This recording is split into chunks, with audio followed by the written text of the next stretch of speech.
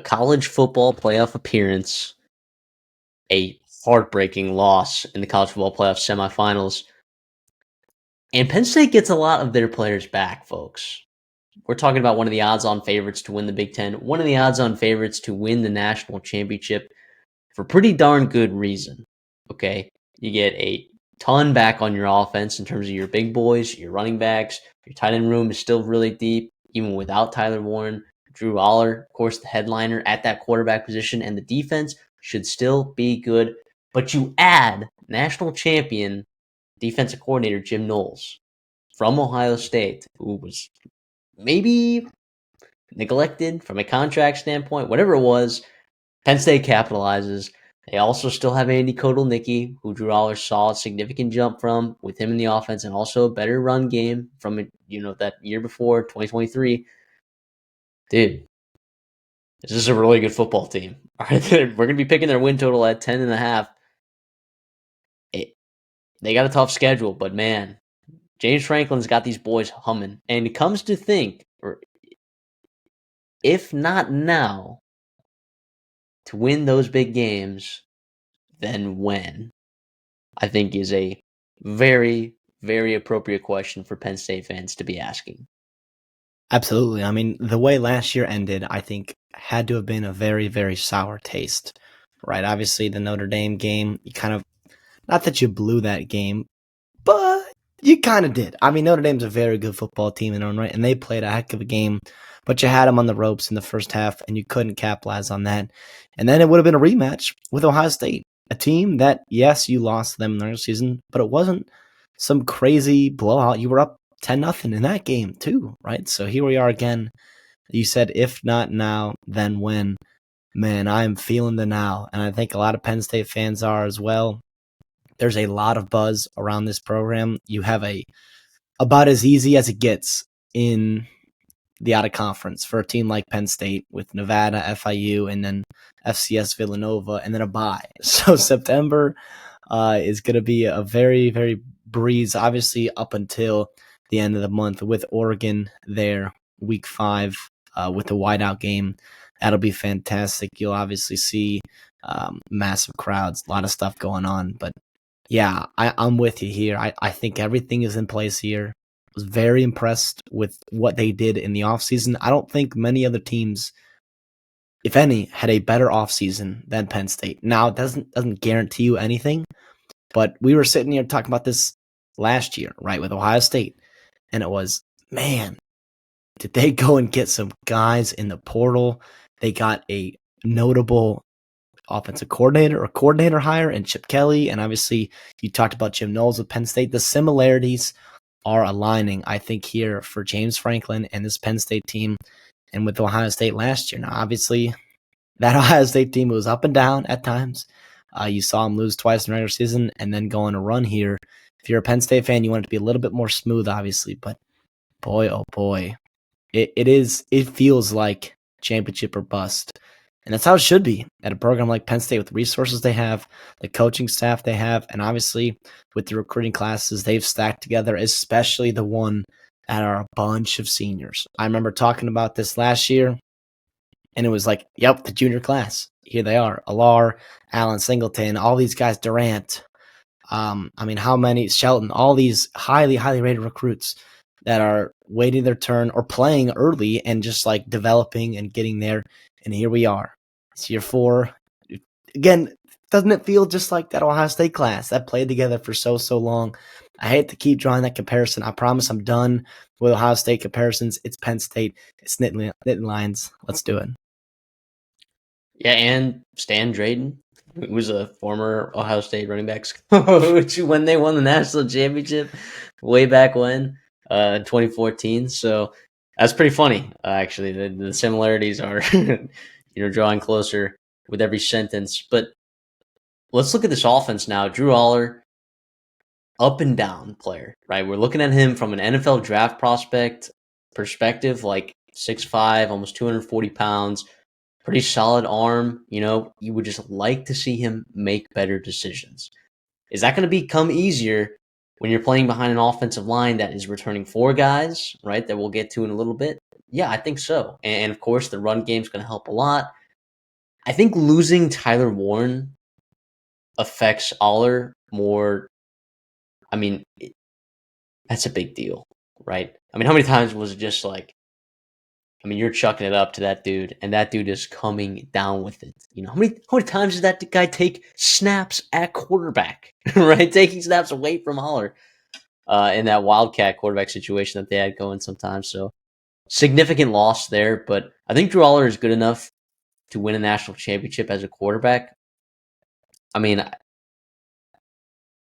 I don't want to say he's better than or worse than Will Howard or JJ McCarthy or Stetson Bennett. I still think he has some growth that he needs to go through, before we start talking about him as like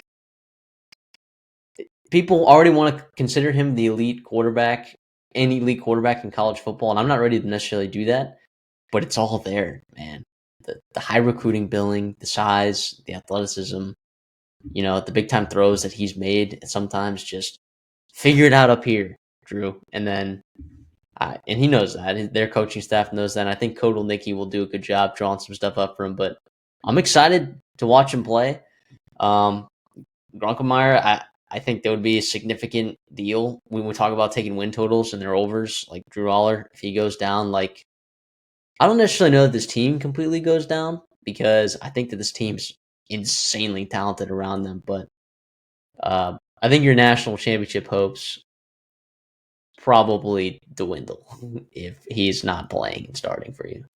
Yeah, and the reality is, like, in 2025, with the portal and with everything like that, and with revenue sharing and NIL and the parity at the top of college football, it's hard. I mean, it'd be hard pressed to find a team that you still feel good as winning a national title with their backup quarterback in, as you do with their starter. Obviously, the questions about Drew Lar taking that next step, it's more a testament to him and what we think his capability is.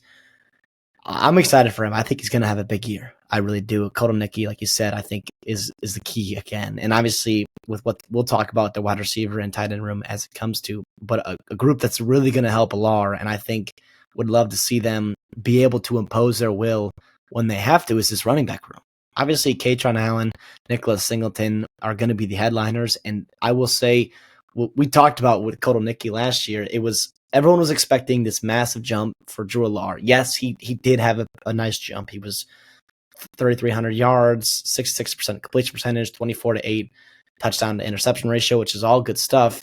But we talked about this big impact will be in the running game. What he did at Kansas with Daniels and Highshaw and Devin, like all those guys, Devin Neal, like really, really good runners and just maximize the running game.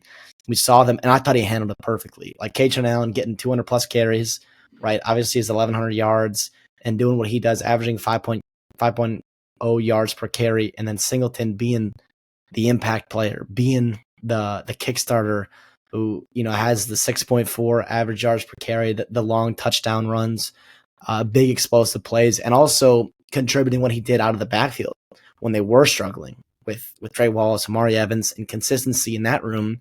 What Singleton gives you with 41 receptions was massive for you in that room.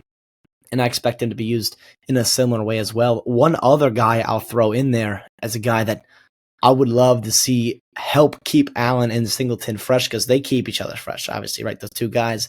But Corey Smith. Corey Smith's a dynamic runner of the football for Penn State. He gives you a little bit different frame than Singleton and Allen. Those guys are so physically imposing at 220 pounds just about each. Obviously, Singleton being that big and that physical and that fast is so impressive. But Corey Smith, a little bit on the lighter side, just a hair shy of 200 pounds at 5'10". His burst is just incredible, and that one step, one cut and go, and what he can do. He didn't have a massive role last year, and part of that was you did have health with Allen and Singleton, and obviously Bo Pribula gave you a lot of looks. Tyler Warren ran the ball a lot. But I do expect Corey Smith to see a jump in volume, and I wouldn't be surprised to see him really, really flash in a very talented room. Yeah, that's not crazy to say at all.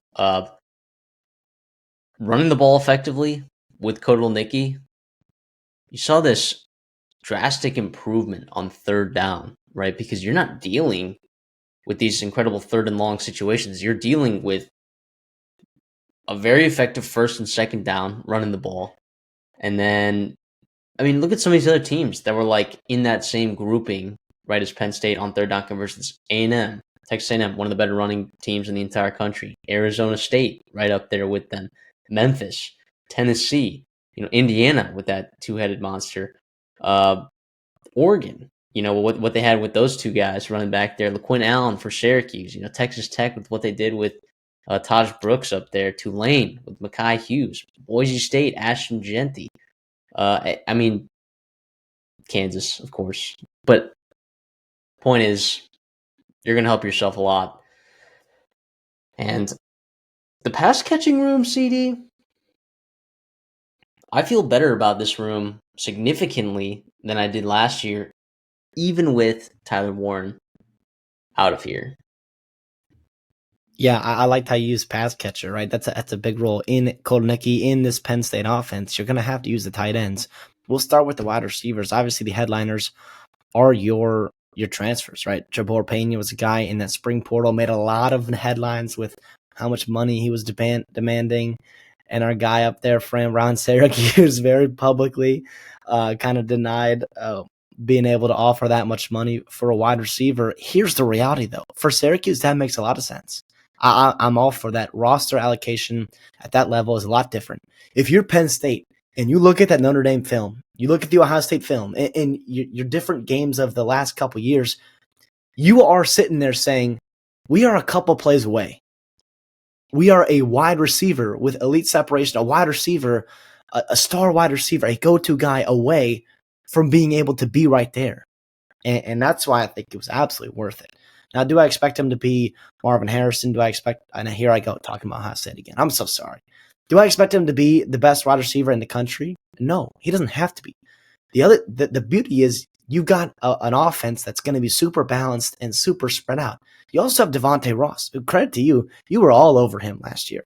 A guy coming out of Troy in the Sun Belt who you were ready to just take off, and he did, and he was unbelievable. This was my favorite pickup from they had in the entire transfer portal class. And Kyron Hudson, we know the talent he has and an ability to play at a big, big level all those years in the Pac-12 and obviously last year in the Big Ten. You're obviously going to have Liam Clifford, and then you'll get some help from Denmark, right? The young kid, and so see what else you get in that group. But I feel really good, even though it's transfers, even though there's some unknown. I'm feeling pretty good about this group. I think it's very exciting for Alar and Penn State. Let's stay healthy, though, right? Let's stay healthy, because I'm not sure entirely what we got, beyond those 4 or 5 guys. I mean, Liam Clifford's a pretty good receiver, right? I mean, he played a significant number of snaps. He was played over 500 snaps last year or something like that. But yeah, I know you love Devontae Ross. Trevor Pena, dude, watching him play, it is no wonder he went to go get his bag, because he was an absolute playmaker. I mean, the body control, the contested catch at his size. I mean, the separation that he was getting. He was unbelievable for Syracuse. And that was a team where, going into the season, Trevor Pena was not on my radar as guys that were going to be as effective as they were. I mean, you're looking at Aronde Gadsden, LaQuinn Allen, Kyle McCord. I mean, broke the ACC single season record for passing yards, right? In part due to Trevor Pena's participation on the offensive side of the football, catching passes. Yeah, I mean, sure, Amari Evans was all right, and Trey Harrison was all right. I mean, he was okay after that week 1 game, right, where he totally they thought he had a guy, but I mean, 84 receptions on 108 targets for Trevor Pena. Just such good numbers. I mean, he's good, man. He is good. I like this. And Kyron Hudson, like you said, the upside with him is so high. I mean, just the ceiling of this room has been immensely raised, as well as the floor, but I'm loving it here. But I do want you to get talking about this tight end room, because that, for a lot of teams, it's not necessarily a huge talking point, right? But Tyler Warren was a monster, right? And, he looks to have a similar impact for the Colts as well. in the NFL. But I mean, I think this is one of the deeper tight end rooms in the Big Ten. I mean, I think this is an absolutely fantastic group of guys that even without the insane athleticism that you're getting from Tyler Warren, you are getting significant contributions from these guys, young and old. Yeah, man, it's definitely a fun group, and it's nice to see, a guy like Andrew Rapalea get healthy, right? So obviously Khalil Dinkins, Luke Reynolds, those will be your focus points. Dinkins being a little bit more of your, early down looks, obviously a little bit better run blocker, and Luke Reynolds being a little bit more dynamic. Obviously, the high recruiting status that he's had a couple years ago. Andrew Rapalea, he was a guy that was ready to be a dude for them last year, right? Even with Tyler Warren in that room, they were really looking at him and being a big time contributor. His injury went down because then that put more stress on having to run 11 personnel, right? Or, 12 personnel, not necessarily being able to run with a lot of your tight ends and really utilize the depth of that room. It sounds like he's getting back to health. Now, do I expect him week 1, week 2, week 3 to be, himself and to be flashing and all that stuff? Not necessarily. It's going to be a nice build up. That's the beauty of the schedule too. And also the room is that he doesn't have to be that kind of dude. But if you are getting what you think you can get from him, that could be a lot of fun. And obviously we talked about, what a good tight end does for Drew Allar, especially his big body, his ability to see over the middle of the defense, and obviously utilize those big bodied tight ends is big time. Real quick, I want to bring up Kobe Howard, the freshman wide receiver for Penn State. It sounds like he's also been one that's been talked up quite a bit in camp, and it's not because they need him to or because they expect him to. He might even redshirt, who knows? But it does sound like he's definitely a guy that if there were to be injuries, or even if he just maybe shows out in, mop-up duty and earns just, they can't keep him off the field, that's a great problem to have for Penn State. And I will say he does come from Florida, right? So he played at a pretty high level in high school. He did come from Chaminade Madonna, right? Chaminade Madonna has produced some really, really good receivers very, very recently. I'm just going to leave it at that. But yeah, it's a fun group of offensive weapons for Drew Allar to have. On the offensive line and the protection, they're running it back. Right? You're going to be losing Wormley to the NFL. What I don't even know that he was drafted. He might have just been like undrafted free agent, but I don't even know.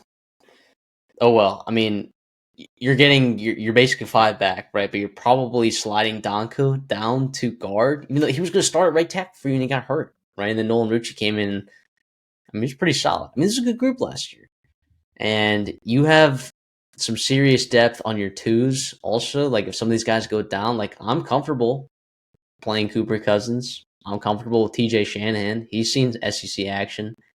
Can Javen Williams be that guy? I don't know, but it's looking like that this is still going to be a really solid unit with maybe one piece changing, and it's a guy that can play at a high level. And then beyond that, you're getting guys with either good experience or guys the staff are really high on, or just guys that have serious positional versatility. That's also the beauty of this too, is like you have like 3 guys that you like. You have like 3 swing tackles on this team. So you're feeling pretty good, I think, about this offensive line heading into 2025. Yeah, absolutely. I mean, that's the trick. And Phil Trotwine, right, the offensive line coach for Penn State, knows it.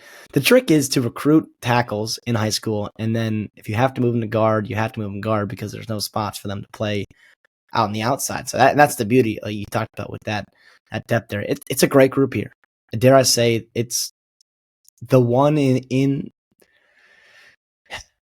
it's probably the best in the Big Ten. Here, I'll say, at least week 1, right? It should be the best in the group. Now you could see some other ones potentially with some more upside, with some really good athletes over there in Columbus, some really good athletes in Michigan and Oregon, obviously.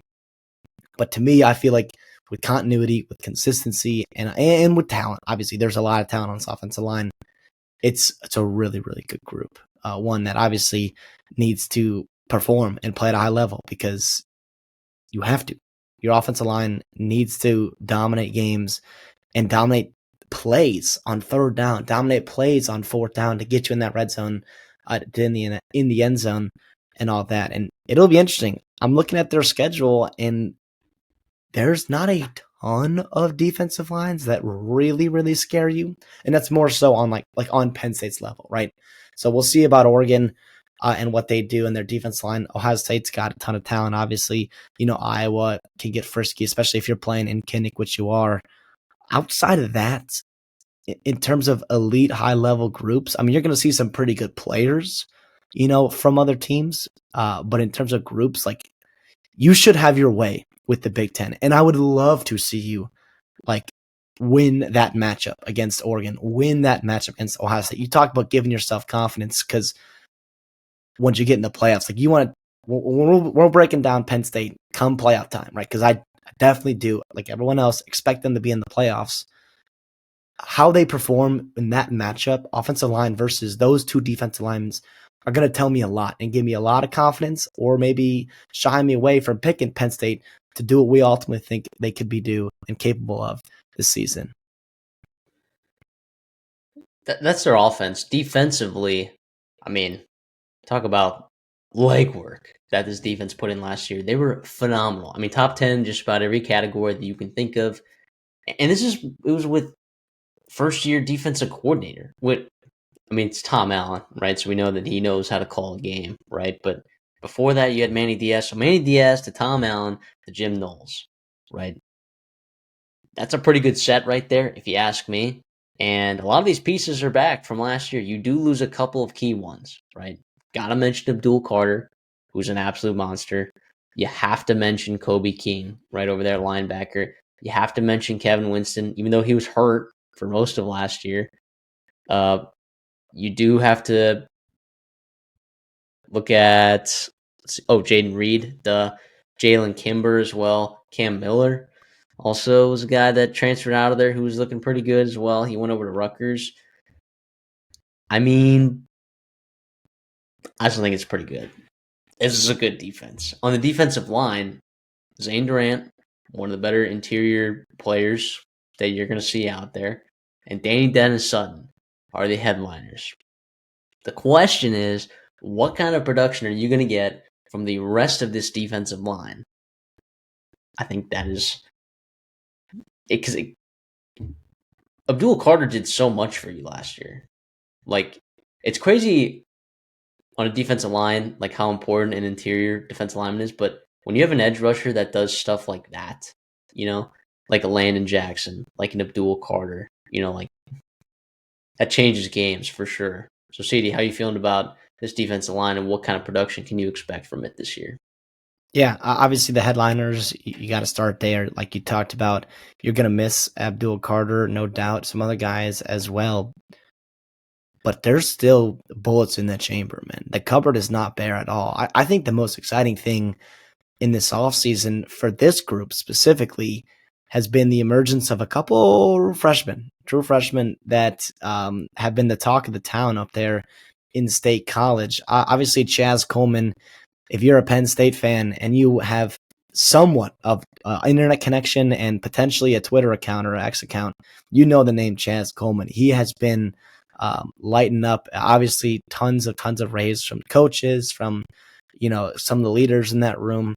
He's a lot of fun. Yeah, that's I'll just leave it at that, and what he can do.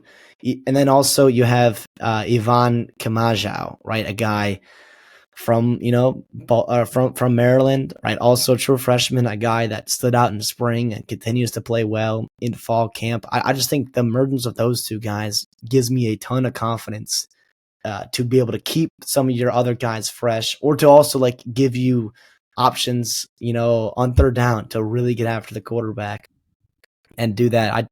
I think that's what's the beauty of it, man. I think Penn State's, past couple of years, they haven't been afraid to burn red shirts at all. But they haven't needed to. And you're only burning a red shirt, if you feel like it's worth doing that, right? And it sounds like they feel like they're absolutely going to be doing that with a couple of these guys. And that's a testament not to like the lack of talent in that room, but just the emergence of those true freshmen, which is a lot of fun. And then, I know you're really pumped about a guy like Anai White, what he can bring to the table, changing positions, coming from Texas A&M, heading back to the Northeast. And then obviously, what they could do with Jim Knowles, right? And like his ability to create pressure, his ability to disguise looks. And if you can get pressure with 4, you can stop the run and rush the passer. I mean, you can do a lot of things, especially with the athleticism in your linebacking room and your defensive back room. But yeah, this defensive line, I think to me has to be one of the better and also continues to have a high upside in this room, even losing the best defensive player in the country last year. I mean, yeah. I think also it wouldn't hurt if Alonzo Ford, continued taking a step in that run game, shutting those plays down on first down, especially like when you look at your schedule. Oregon's going to be trying to run the football a lot. Iowa's going to be trying to run the football. Ohio State's got some solid running backs. Indiana has a nice set of running backs. Michigan State can run the football. Nebraska, I mean, they don't have a deep running back room, but they like what they got there. Rutgers, they got a young guy over there that they like a lot.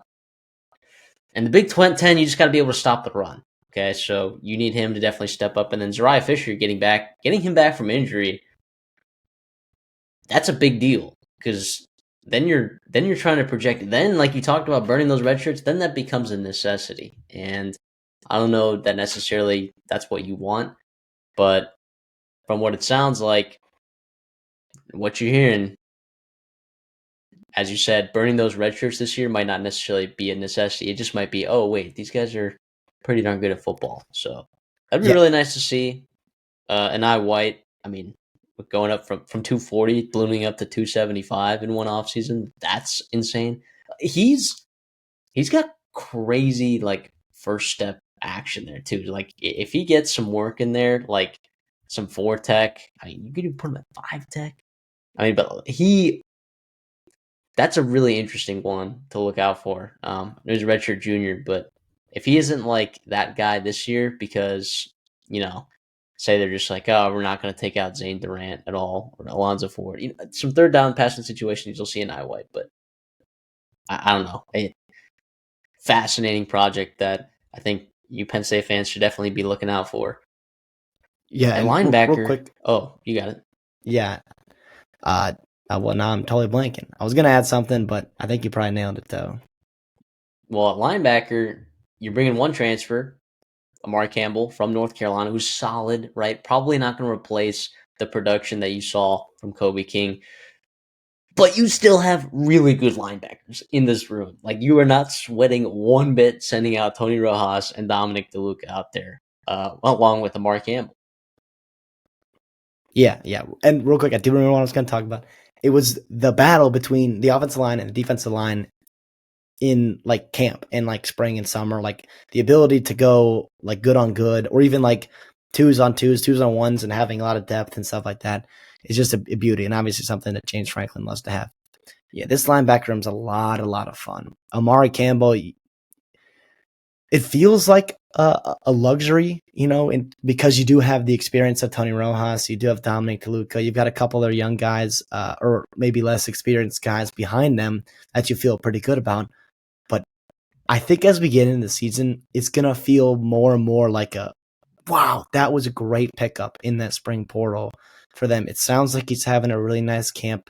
I think what that does for you is it keeps the ability to have like Tony Rojas and Dominic DeLuca like play in spots where they're best at, right? Moving around the field, playing in space, and doing things, that their athleticism and their, coverage and stuff like that does for you, right? So Amari Campbell obviously played a lot of football, played a lot of high-level football, and, now will he be Kobe King? I think that's probably unrealistic to ask him to be. No.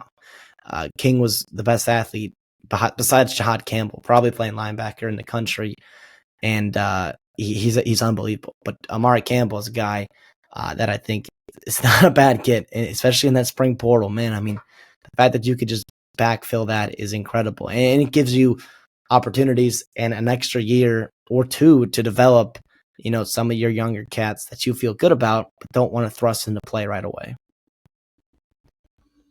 Yeah, and like you're running 3 high safety. I mean, you only need 2 of them on the field most of the time, anyways. And it seems like you got 3 guys, maybe 4 guys that you're all right sending out there. So I'm not worried about that group the least bit. The defensive back room took a hit, all right, because you lose Kevin Winston, who you didn't really see a lot of last year, anyways, because he's hurt, right? But I mean, he was really good, like a guy that you miss, him going to the NFL. Jalen Reed was really good. Jalen Kimber was solid. Cam Miller, like we talked about a little bit earlier, went to Rutgers. He was looking pretty good as well. But you still get a lot of these names back. And it's not like they went out and invested in the portal, aside from one name in King Mack, who was a guy that's you're quite familiar with, right? Zakee Wheatley, right? He's back. AJ Harris is back. Elliott Washington played pretty solid in his snaps. He played over 300 snaps last year. Zion Tracy played over 300 snaps last year. You were looking at some serious experience. I know that there's also some younger guys, particularly at that safety position, CD, that are going to be seeing some playing time. And that's exciting because that means that the staff didn't feel like they had to go out there and get a safety. And there were some pretty good ones in the portal. There were. But he feels like he's got everything that he needs. James Franklin and Jim Knowles. I trust Jim Knowles. Like I trust Jim Knowles more than 98% of college football defensive coordinators. He says he's got a good enough safety room and DB room. I'm going to roll with that. All right. This could end up being a pretty solid group. Yeah, absolutely. In that safety room, obviously Zakee Wheatley is a guy that's the headliner returner, very good football player. You have right, Dejon Lane, a guy that played a lot of football for you as a true freshman. You were willing to burn his red shirt essentially, and you bring back King Mack, presumably to compete for the job, at least to the public, right? But Antoine Belgrave Shorter, redshirt freshman guy, has really, really emerged in camp. They feel really comfortable about him. I think that was, like you said, part of it and the reason why they didn't have to go out in the portal and get guys, because they're all in this year. I think that's pretty darn obvious. They would be willing. They have the capital to spend on that if they wanted to. There were plenty of DBs in the portal for them to have. I mean, look what you did last year with AJ Harris, right? Getting him and it just being unbelievable for you. But you feel good about Antoine Belgrave Shorter. And it's not because Lane and Mack are bad football players or didn't take the step you wanted them to. It's just more of, like I said, a luxury. And it's just like, great, we have 4 safeties we feel really good about. And if you're going to have like a nice long runway to get to Oregon in week 5, you can try some things out. You can see who responds to what once the bullets go live in game action. So it's a lot of fun here. And then I'll also throw Darius Dixon as a guy, true freshman. We'll probably see time at cornerback that they're pretty darn high on behind your AJ Harris, Elliott Washington, and then, Tracy, Davian Collins, couple guys that you could play in that cornerbacks and nickelback room as well.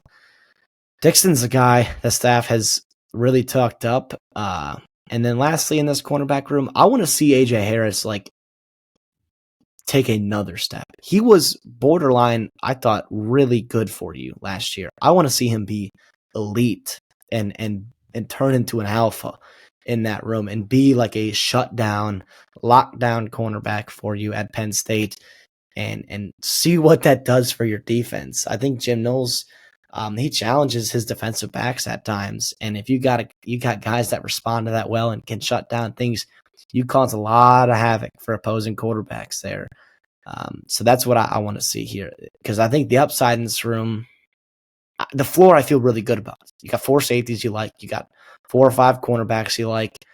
The upside here is AJ Harris. And does he take a step, another one, and turn into, an absolute All-American potential, top 30 pick in the NFL draft? Yeah, he might be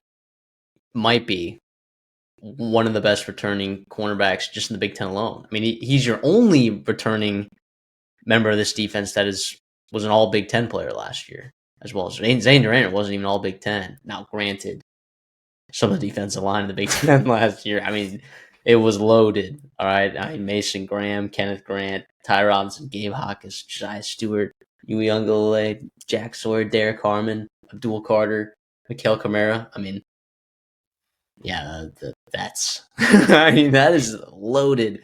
So sorry, Zane Durant. Like, you're probably good enough. Tyleik Williams, I think, was like the last spot, and he was a first round pick too.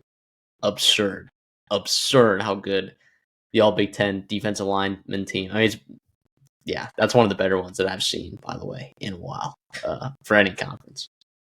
But yeah, no, I agree with you, and I think if Penn State makes it to the college football playoffs and they're in, that semifinal or national championship conversation, you're like, okay, like what players are going to be going off the board early in the NFL draft in 2026? People talking about Drew Aller, right? Maybe some of those offensive linemen taking another jump, like what's Nolan Rucci, getting looked at, Drew Shelton. I don't know what the deal is there, but AJ Harris is definitely on my list of guys that could definitely skyrocket up draft boards. He's got the talent. He does. He was awesome last year. Take another step, and we're talking about a seriously dangerous secondary. Special teams, I'm not really going to go into it because bring back the same kicker, same punter. It was average. Zion Tracy is also returning punts again, and Singleton will kick return. I mean, it's the same special teams as last year, right? You don't even have a coaching change there. Let's look at the schedule now. 10.5 wins is the over and win total here. Could have gotten the over plus money earlier. Devastated that I did not get that. But if that's any indicator to you guys, I like this overplay a lot. I mean, CD, you're looking at the schedule. Where are your 2 bye weeks? What teams are those bye weeks coming in front of?